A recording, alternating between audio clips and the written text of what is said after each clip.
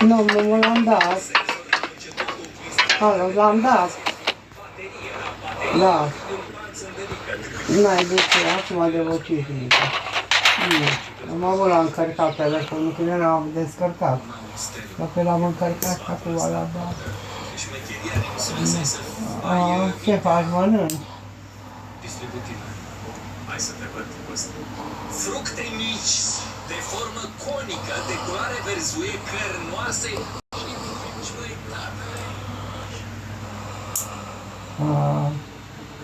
Bă, da. Nu, să ai poftă.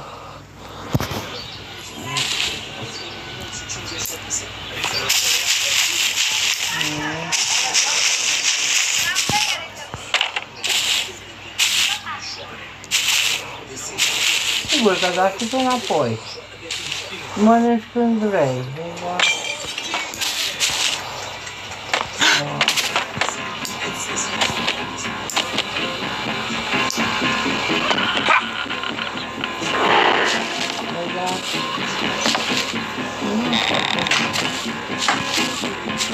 Sau m-am făcut am lăsat la cuptor niște spaghete cu brânză.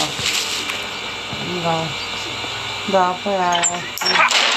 Da, Larisa mai învață, că Matis merge la ore, la sală.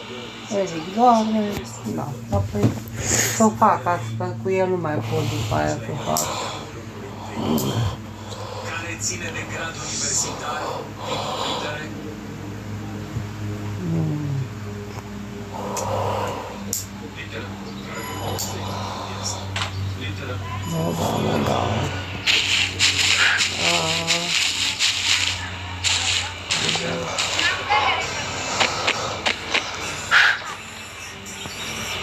Da.